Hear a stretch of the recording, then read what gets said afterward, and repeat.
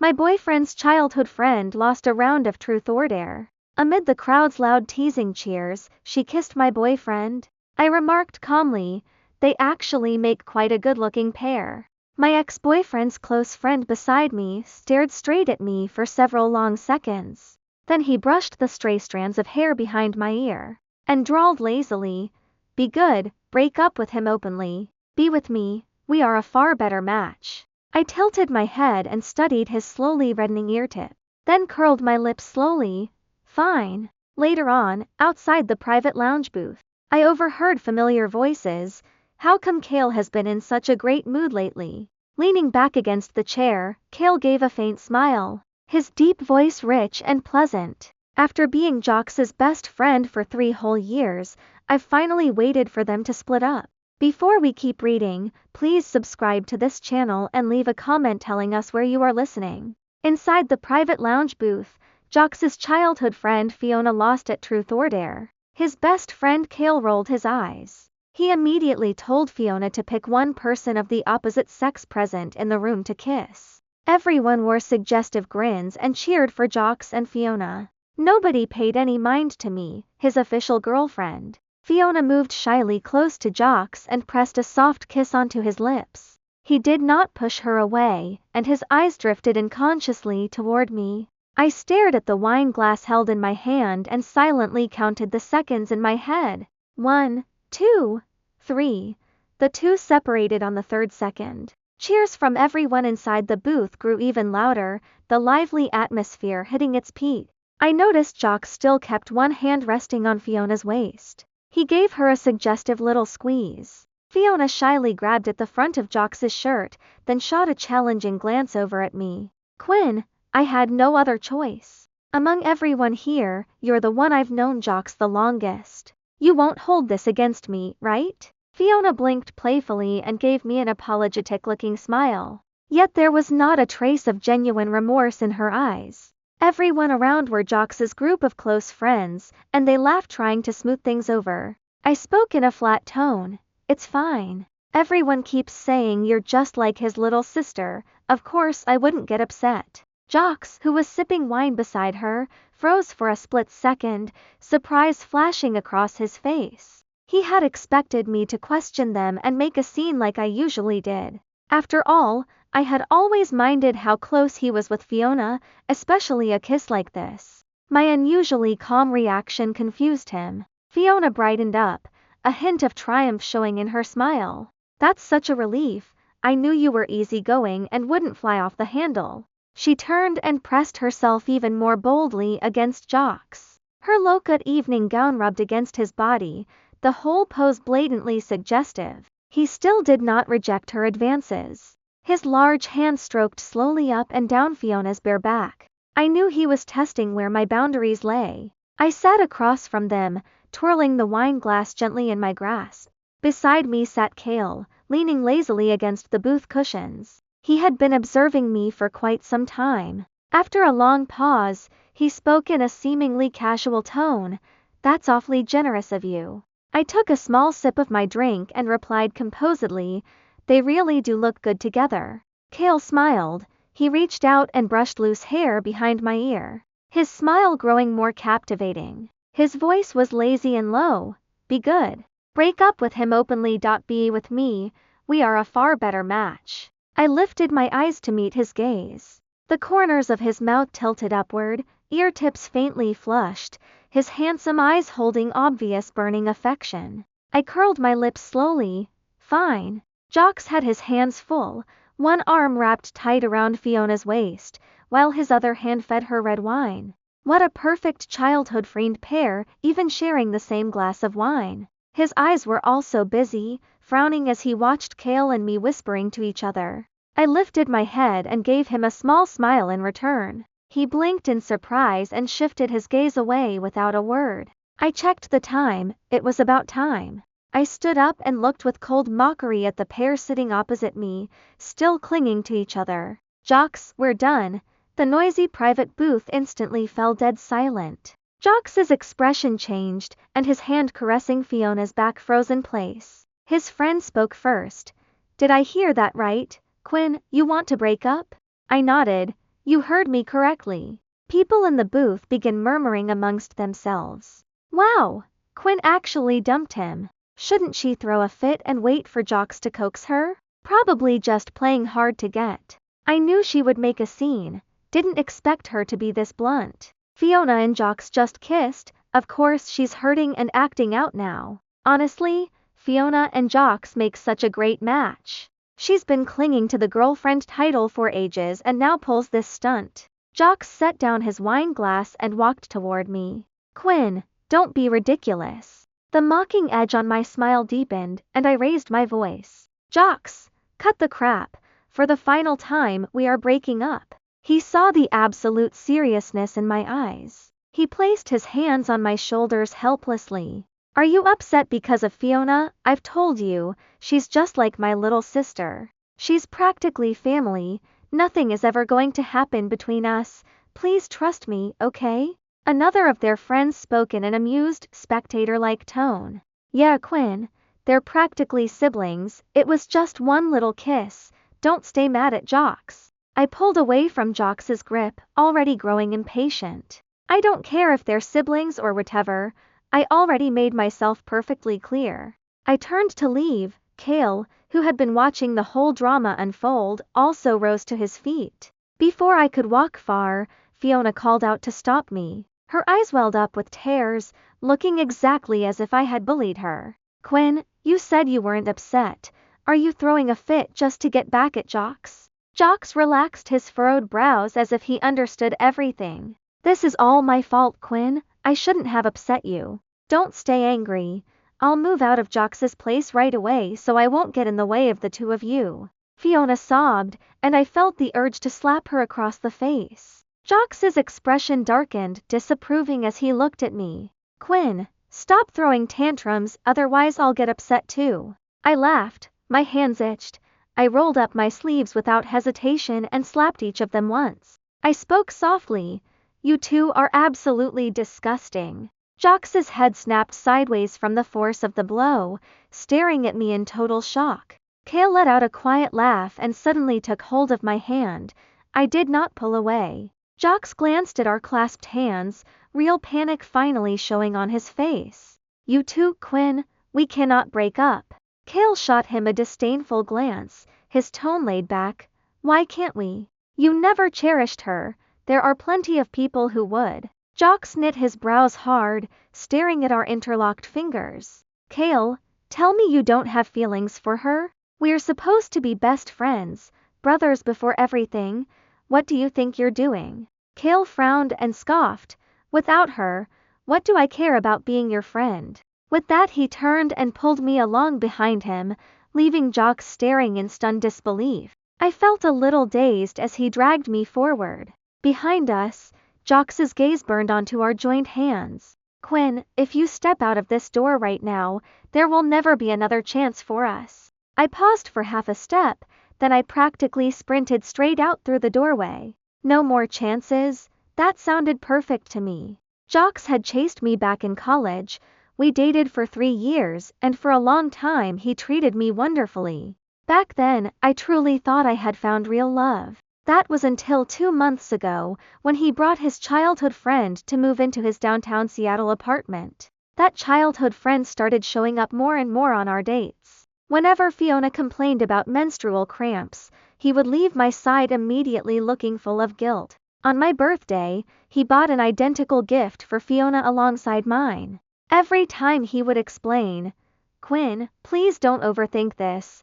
Fiona and I grew up side by side. She lost both her parents at 16 and was taken in by my household, so she's like my real little sister. I remained half convinced by this so-called sibling bond. He looked completely sincere as he kept explaining. She lives alone in a rental unit and it isn't safe. That's why I let her move in. My parents told me I need to look out for her. She has nobody else but me. On my birthday, Fiona wore the exact same necklace he had given me, and I confronted him. He twisted the story smoothly. I asked Fiona to help me pick out a birthday present for you. Girls understand girls better. She liked it so much and said nobody buys nice things for her. So as her older brother I had to get one for her too. My trust in him slowly crumbled away, and I grew worn out. Until yesterday, when I received an email. Attached were detailed hotel check-in records belonging to him and Fiona. There were multiple clear photographs showing both of their faces as hard evidence. My heart twisted sharply in my chest. While he was in the bathroom, I trembled and unlocked his smartphone. I had trusted him so deeply I had never gone through his phone before. I unlocked it using my birthday. Inside, explicit chat histories revealed all the sordid secrets between him and Fiona. Messages popped up in his top-in group chat. Damon, what if we all bring our dates to the party this weekend? Bring Quinn and Fiona, let's make a bet. Will Quinn lose her mind if she sees Fiona kiss Jocks? Fiona, she definitely will. She nags every time we hold hands, she will be furious. She still doesn't get what Jocks and I have, nobody compares. At Jaxie scrolled upward through older chat logs. Fiona, today is Quinn's birthday, I begged at Jocks for the exact same gift. When she saw the matching necklace on my neck, her face went green. Jocks, you really are too much, you got me good. Damon, wow, Quinn still hasn't dumped him after all of this. Fiona, he has her totally fooled, she really thinks I'm just his sister. Damon, you can practically taste her jealousy. Don't worry, Jocks is only playing with you, she's number one in Jocks' heart. Fiona, really? At Jack's Ruley an hour later, Jocks replied to her. Jocks, yeah, I'm just not done playing with her yet. I closed his phone and laughed through my tears. No wonder none of his friends ever respected me. It turned out every single one of them knew what was going on between Jocks and Fiona. I was the only one kept completely in the dark. Jocks kept pushing my boundaries little by little, and whenever I started to suspect something, he would spin lies to soothe me. My already cooling heart turned completely cold in that instant. Beside me, Cale tightened his grip on my hand and I snapped back to reality. I tried to pull my hand away,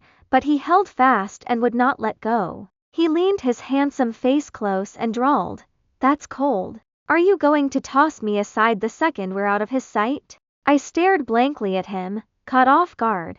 I never really knew most of Jocks' friends, but I knew Cale. He was the sole heir of Cale Enterprises, a well-known standout figure from a neighboring university back in college. Jocks always tried hard to stay on good terms with him because Cale Enterprises could benefit his own business prospects. I had seen him at every party I attended alongside Jocks. We barely ever exchanged words though. Cale possessed strikingly handsome features. In afternoon sunlight he looked almost unreal. I studied him for a long time, until his ear tips flushed bright red and he turned his head away awkwardly. Jocks isn't the right man for you. I blinked and answered, I know. Then why are you crying? You should be happy to be rid of that guy. I blinked and touched my face, feeling wet streaks. I only then realized I was crying. 3 years of real feelings could not simply vanish without a trace, no matter how calm I appeared. Still, I felt relieved to finally be free of that terrible man. I laughed a little and changed the subject. What did you mean by what you said to Jocks back there? Exactly what it sounded like. Cale smiled, his eyes crinkling. How was my proposal? Are you my girlfriend now? I raised an eyebrow and glanced at his bright red ear tips. Are you serious? He pressed his lower lip together. Of course, are you going to back out? Before I could reply, his tone turned slightly nervous. Getting together with his former best friend to get back at him isn't so bad, is it? I laughed, still watching his flushed ears. Okay. Cale's eyes lit up. He used his cool fingertips to gently wipe away the remaining wetness on my cheeks. This weekend, come to the Cale Enterprises Gala, I've got a special gift for you. Then he drew out his tone playfully. Make sure you show up, girlfriend. I nodded my head. The weekend arrived, I dressed up carefully. Cale stood waiting at the ballroom entrance wearing a tailored high-end suit, staring at me in awe. My girlfriend, you look absolutely stunning. I smiled and looped my arm through his as we walked inside together. Jocks had told me about this gala before. He said many important people from Seattle high society would attend. He also told me Fiona had begged to come, but there were only 2 invitation tickets. He said he had no choice but for me to sit this one out. Back then I had only smiled faintly, already emotionally checked out. As soon as we stepped inside, I spotted those two standing close to one another. Jacques' gaze locked onto our clasped hands, obvious anger burning in his eyes. A mocking smile tugged at my lips. Cale slipped his arm free of mine and took my hand, interlacing our fingers. Jacques pushed Fiona aside and hurried straight toward us. He spoke through gritted teeth. "Quinn, you really have some nerve, getting together with Cale. I'm giving you one last chance. Drop this silly game and come back to me. Otherwise I will never forgive you." Cale gave a low chuckle. "Jacques, keep your possessiveness for your own girlfriend, you two already broke up." "Cale, don't say I didn't warn you. This woman jumped into a relationship barely after the breakup, she can't possibly mean it." Cale lifted one eyebrow, voice casual. "Who gave you permission to call me Cale?" Jacques stiffened for a moment and mumbled, "Mr. Cale." Seeing him put in his place, I could not hold back my laughter. Cale squeezed my hand and replied flatly, "She didn't latch onto me, I'm the one chasing her." He turned his head to look at me, his expression unusually sincere. It is enough that my feelings for her are genuine. My heartbeat skipped a beat. I looked away quietly. Jacques' eyes turned red, and he clenched his hands into tight fists. He stared at us for several seconds before spinning on his heel and storming away. Fiona reached for his hand, but he roughly shrugged her off. Cale stepped away for a little while to take care of some business. The gala hall buzzed with clinking glasses and guests chatting and laughing. I leaned lazily against a cushion to rest. Fiona walked over, Jacques following behind her with a complicated look on his face. She pushed Jacques forward toward me with a Magna Mouse-looking expression. "Jacques, Quinn still cares about you. If you two talk things out, you can definitely work this out." I jumped to my feet and stepped backward, putting distance between us. Clear disgust showed all over my face. Jacques froze in place, his voice hard and cold. "Care? What kind of love is hers? She can flip her feelings off like a switch. Does she even deserve to love me?" I let out a cold huff. "Exactly. 3 years of our relationship means nothing to me. Quinn, know how to walk away without clinging on. But Jacques, why are you pushing yourself onto me? Don't tell me you still have leftover feelings for me. If that's true, keep that cheap affection to yourself. It repels me. Stay far away from me or else." My eyes turned icy as I gestured with my hands in front of them. Jacques' pupils shrank tight, pressing his lips together hard. "Quinn, even playing hard to get has limits. I admit this trick worked on me. But I won't tolerate you talking to any other men. If you come back to me now, I'm willing to take you back." I laughed like I had just heard the funniest joke imaginable, tears pricking the corners of my eyes. "Jacques.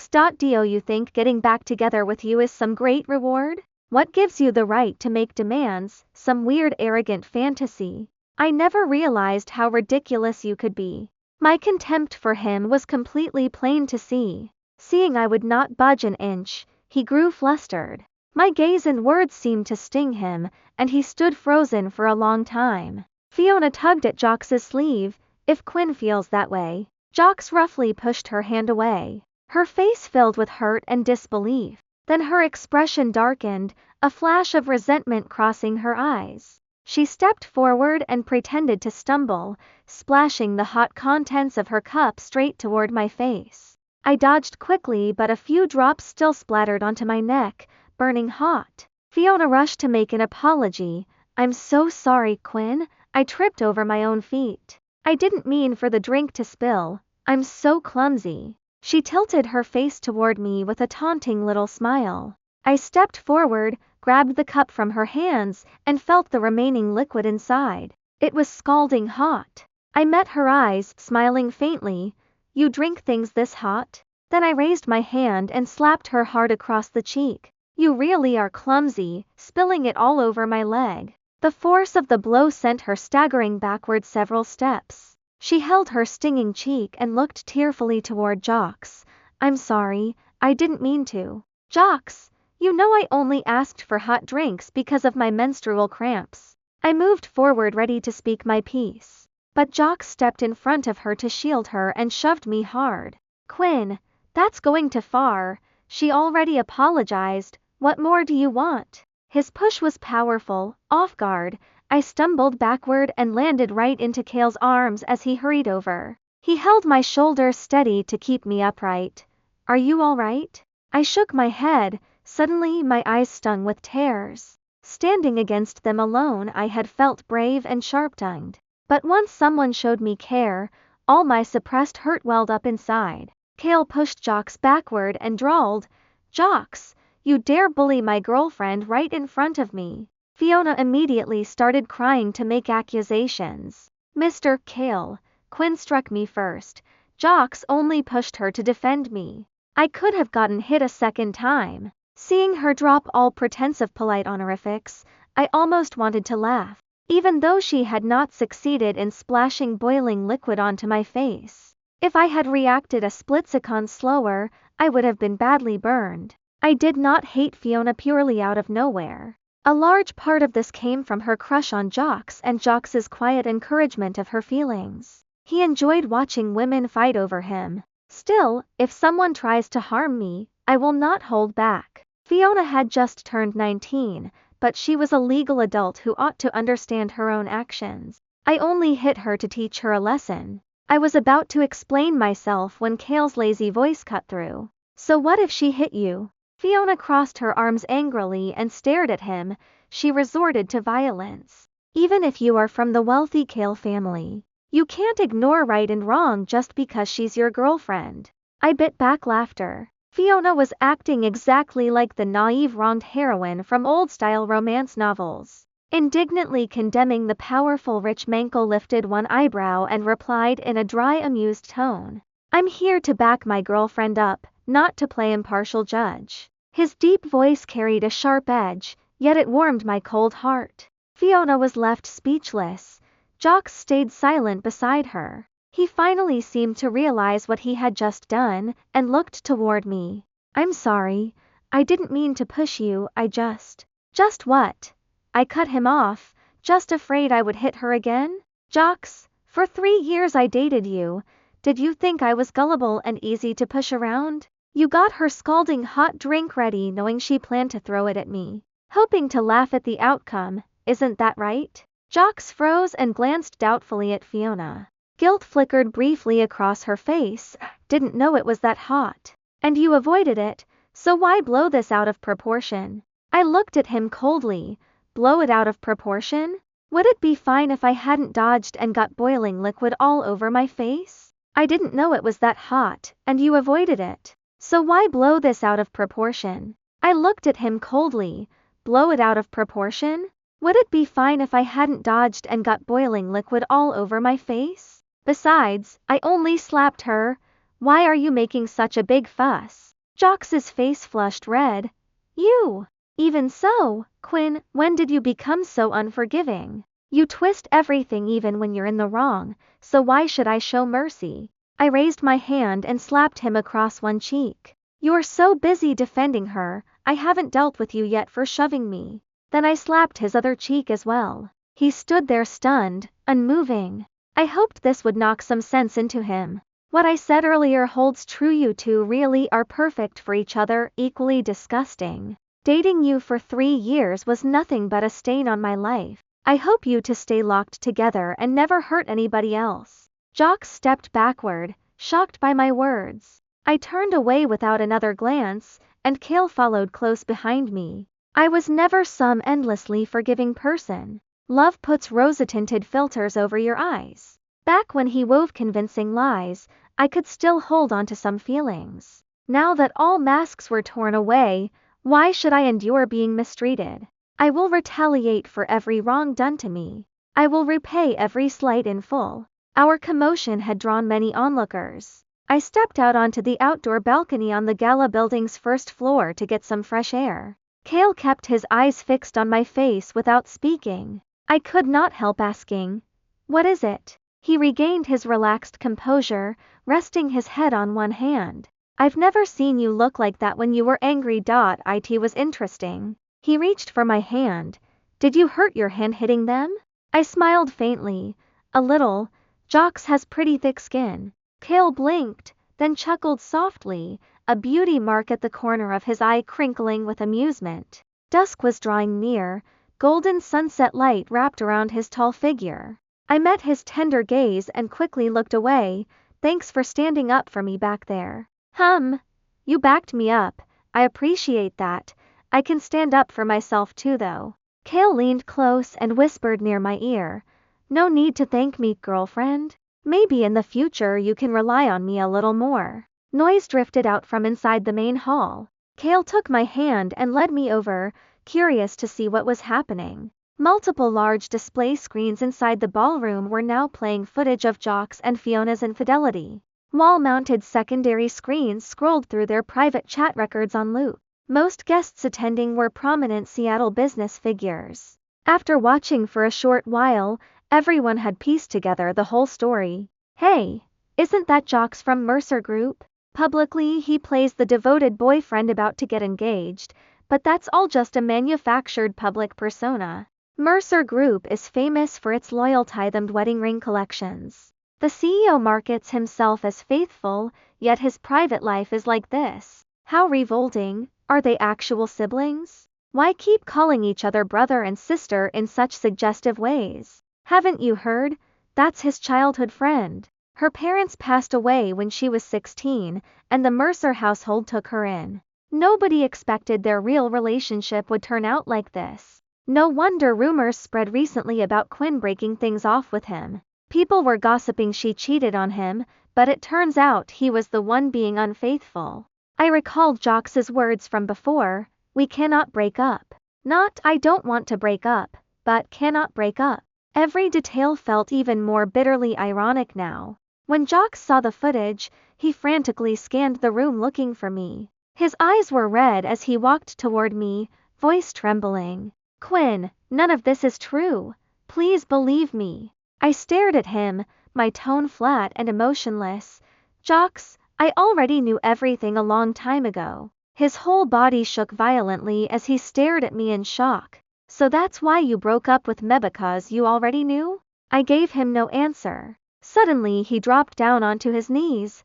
I'm sorry. Quinn, I was foolish. Please forgive me. I swear nothing like this will ever happen again. Can you give me another chance? He knelt in front of me, begging desperately. I felt no sense of triumph. For me, getting away from him was already a good outcome. Besides, his apology might only be an attempt to salvage his devoted boyfriend reputation in front of these business guests. Seeing me ignore him, he raised his own hands and started slapping his own face repeatedly, continuing to apologize. Fiona hurried over to pull him away, but he roughly pushed her off. Get away. You're the one who tempted me. If you hadn't come onto me, I would never have betrayed Quinn. Fiona's tears streamed down her face as she stared at him in grief. He tried to grab the hem of my dress to beg me, but Kale stepped forward and shoved him away. A crowd of onlookers circled around watching this messy scene unfold. I finally spoke. Have you no shame, Jocks? Everything you've done disgusts me. You're to blame for all of this. Don't keep making excuses for yourself. Jocks' eyes darkened, his voice growing hoarse.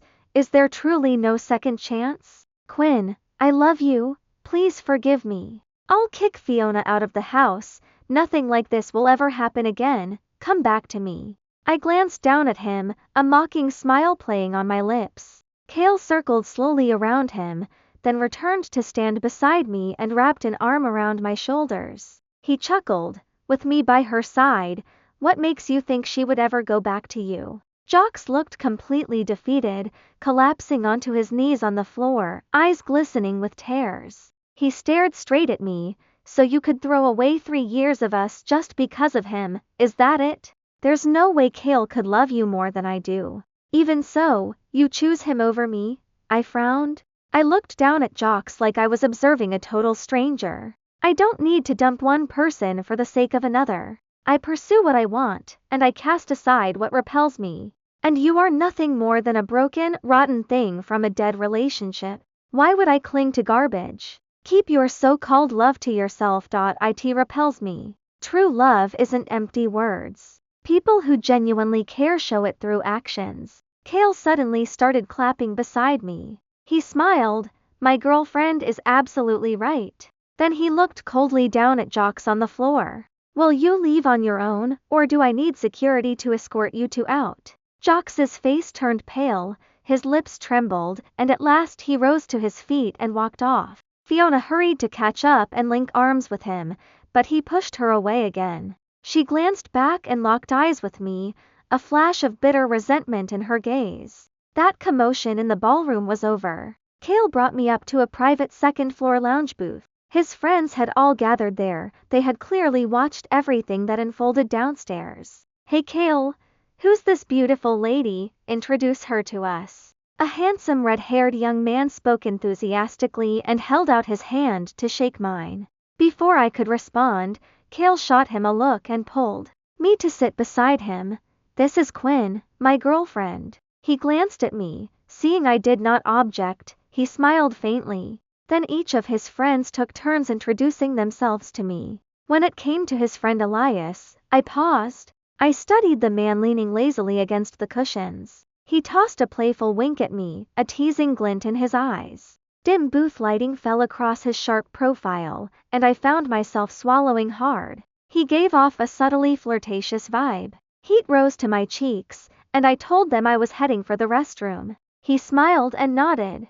When I returned to the lounge, the door stood slightly ajar. I stopped in my tracks hearing voices from inside. How come Kale is in such a fantastic mood lately? Through the crack I saw Kale leaning back in his chair, smiling faintly. His deep pleasant voice carried. After being Jocks's best friend for 3 years, I've finally gotten my chance to make a move. I blinked. I recalled what he had said to Jocks. Without her, what do I care about being your friend? I laughed quietly to myself. Kale turned out to be a secretly scheming puppy. I pushed the door open, arms folded across my chest, looking down at him. I heard every word. He showed zero embarrassment from getting caught. He tilted his head and smiled charmingly. So what? His friends tactfully filed out of the booth, leaving us alone. I leaned down close to him. Aren't you going to explain yourself? His dark eyes locked onto mine. He reached out and pulled me firmly onto his lap in one smooth motion. The distance between us shrank instantly, and I was surrounded by his scent. Acting a little mischievous, I tilted my head and gave him a quick light peck on the lips. He froze for a split second, Adam's apple bobbing up and down. His dark eyes turned heavy and deep. The next instant his lips covered mine, his warm hand resting firmly on the back of my neck. My breath got stolen away, and my fingers curled up involuntarily. When he showed no sign of stopping, I closed my eyes and kissed him back without backing down. He paused, then lifted me fully onto his lap, kissing me with growing passion. The air between us grew thick and charged. After a long while our lips separated. He buried his face in the crook of my neck, hot breath fanning across my skin. His voice came out low and rough. I can explain. Kale lifted his head. I felt flustered under the hazy look in his eyes. He held my gaze and spoke slowly. The first time I saw you was at an intercollegiate basketball tournament. You were watching the game from the sidelines, and I noticed you immediately. He paused. I wanted to meet you so badly. But the drink you held was meant for Jocks, and your eyes were only on him. Later I kept coming over to play basketball at their university, hoping I might catch glimpses of you. Jocks reached out to be friends with me, and I went along with it. I stared in genuine surprise. I had always thought I first met Kale through Jocks's friend gatherings. I thought he came to play basketball on campus only because he was good friends with Jocks. So you planned to steal his girlfriend all that time ago? Not exactly. I only wanted to see you. Kale pressed his lips together, voice sounding a little frustrated. I met a girl I really liked, but she already belonged to someone else, and she cared for him deeply. He avoided my eyes for a moment and kept talking. Then I watched how Jocks treated you hypocritically. Beginning from the moment he started hurting you, I started making preparations. Something clicked in my mind. I grabbed his chin and turned his face toward me. Was it you who sent me that email? He nodded, paused for a second and added, and I got Elias to infiltrate their private group chat. Are you going to think I'm despicable? A smile tugged at my lips. And what if I do think that? He stared at me for a long moment, then pulled me tight into his arms. He huffed against my hair. Fine then, I'll happily be the despicable one. I smiled softly and replied, I don't think you're despicable at all. Actually, I'm grateful to you. We opened the door. His friends outside quickly pretended they had been loitering by chance. When we stepped out, they started calling me sister-in-law. Kale glanced at them and grumbled, get lost all of you. Watching them joke around, I could not stop myself from smiling. The atmosphere among his friends was so different from Jox's toxic crowd.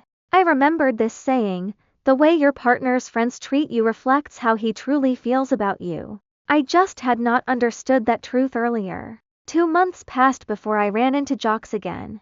I was waiting outside a downtown Seattle shopping mall for Kale to pick up bubble tea for me. Jox looked haggard, much less arrogant than before, weariness written all over his face. From what Kale had told me, the Mercer Group's brand had suffered heavy damage after everything came out, and sales plummeted. Fiona had been thrown out of the Mercer family home. I felt completely indifferent hearing about his misfortunes. None of it concerned me any longer. It was nothing short of ironic. The second Jox spotted me, he hurried over toward me. I tried to step away to avoid him, but he grabbed my arm and pulled me aside. I was physically weaker than him. After struggling for a while, I finally wrenched free. I shouted in disgust, let go of me. He stared at me. Quinn, don't look at me like that. Don't call me Quinn. Don't come near me ever again. Jox, we are completely finished. The mere sight of you disgusts me. But, I cut him off and turned to walk away impatiently. Suddenly, a car accelerated and raced straight toward me. Out of the corner of my eye, I saw Fiona behind the wheel, her face twisted with rage and madness. She drove recklessly forward, knocking down pedestrians along the way. Even Jox behind me was in her path. I sprinted toward the building for cover, my heart hammering in my throat, my legs growing weak with fright. Kale had just walked out of the shopping mall and witnessed everything. His eyes went wide with alarm and he sprinted toward me as fast as he could. As the car bore down on me, Kale threw his bubble tea cup straight at the windshield to obscure her vision. Then he threw his body against mine and rolled us both aside. We narrowly escaped being hit. Fiona's vehicle crashed hard into a concrete stone pillar. Airbags deployed inside the car and she blacked out from the impact. Kale's face was deathly pale, his whole body trembling. He asked me in a shaky voice, "Are you hurt anywhere?"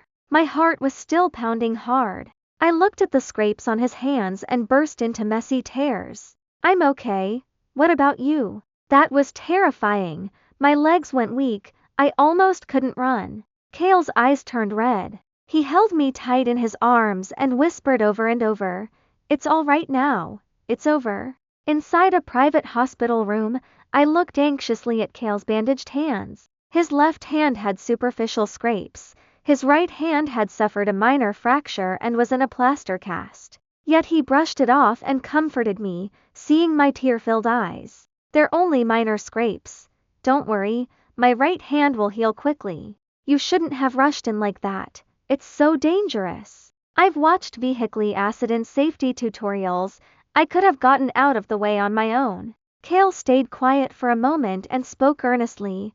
I was so terrified. My mind reacted faster than my rational thoughts. "I couldn't bear to imagine what would happen to you." I stared at him in stunned silence. Thump thump thump thump, our eyes met, and I heard my own heart hammering loudly in my chest. Soft wind drifted through the window curtains and brushed over my chest, stirring my emotions. Neither of us was seriously injured, so we prepared to leave the hospital. Jox hobbled toward us from down the hallway, one of his legs injured. I ignored him completely and held Kale's injured left hand to walk away. "Quinn," Jox called out to me. "The doctors say my leg will stay like this permanently." Impatience showed plainly on my face. "Can you leave me alone? What happens to you has nothing to do with me." His eyes darkened. "I came to tell you the police have taken Fiona into custody. Her mental state deteriorated and she did something insane. We never should have taken her in. She not only cost me you, but also terrified you today. I'm so sorry.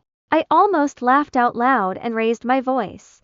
Jox, how can you shift all the blame like this? You are the one who fueled all of this. You know she had feelings for you ever since she was a teenager. Yet you kept giving her false hope and opportunities. You turned me into her imagined rival. I don't feel sympathy for her. She has to take responsibility for her own actions. But you are far from innocent. Yet you act as if you had nothing to do with everything that unfolded. It makes me sick. Every word I spoke landed cold, and Sharpie had not wanted to rehash all of this. But his attempt to wash his hands of guilt made me furious. He stood there with his lips pale. I'm sorry. But is there really no chance left for us? Since we split up, I haven't had one happy day. Quinn, I truly loved you. I scoffed.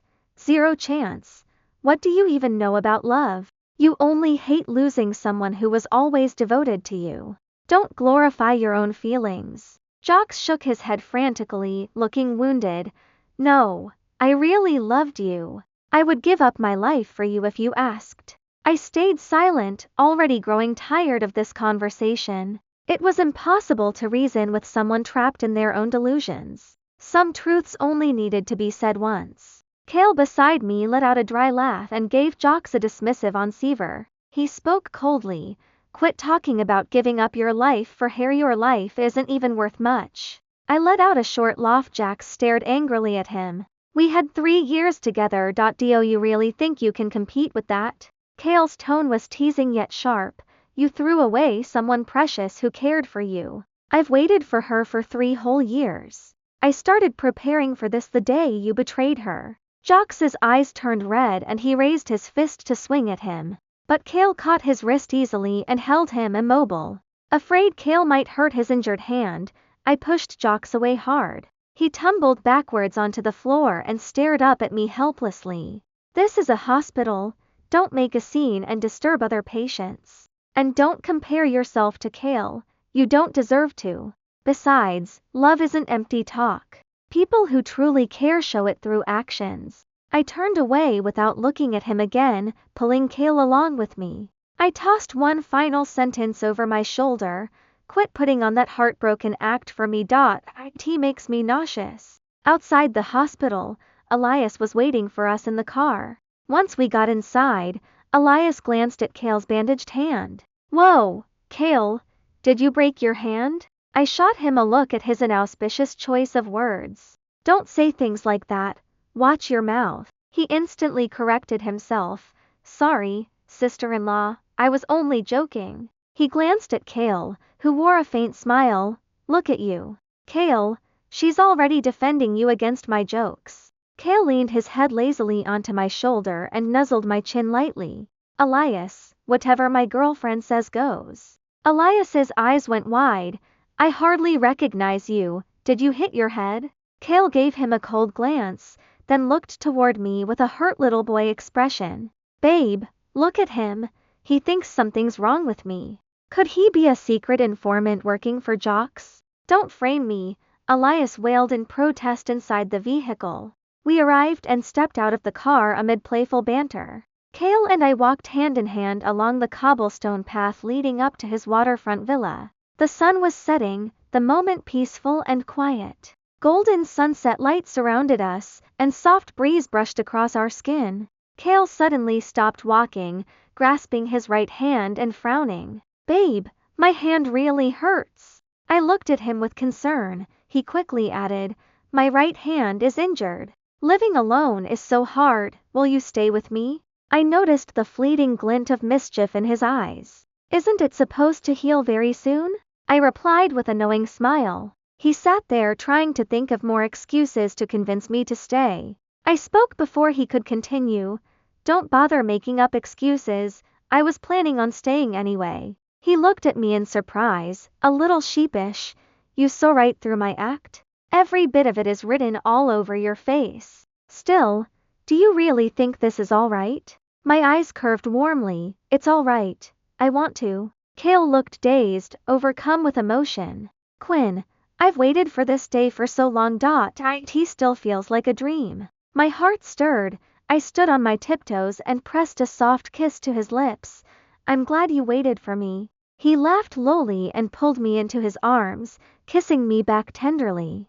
Lost in our kiss, I heard him murmur in a rough low voice, "We're going to stay together forever." I whispered back, "We will." Thank you for listening to today's story. On a scale of 1 to 10, what score would you give this short story? If you enjoyed this content, please like and share it with others. Feel free to leave your thoughts in the comment section. Remember to subscribe to our channel for more exciting stories. Stay tuned for our next chapter.